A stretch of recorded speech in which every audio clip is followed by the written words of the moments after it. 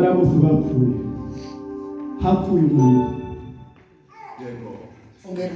Sinkumvishije murakumvishije bari abantu bose 166 aho abari bakijijwe ntabwo bapfuye.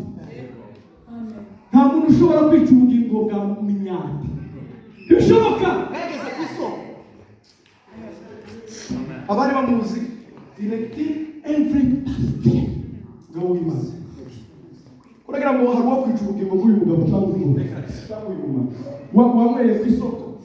Ndino jambo turi kwiganira kuvuga ngo uwamweye kuri ayo mazi afite ubugingo kandi mugabo impamvu bavuze ngo ntabwo azongera kugira inyota nuko afite icy'ingenzi.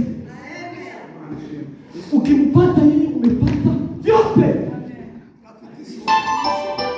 Nikuvuga ngo wamaze gufata the full package. Hano utayindi uongera kujua kubera ko ufite byose. Ibyo bintu rero ibyo bintu ntawazi niyo mpamvu kukiyo cyane twongera natubanga twashimira Imana ko batuwe n'abaho iteka ryose kandi twarangiza tukizihiza Kristo wakoze ibyo ngibyo bituma bacu tubabura mu mubiri ariko tukaba tuzi ko bahari.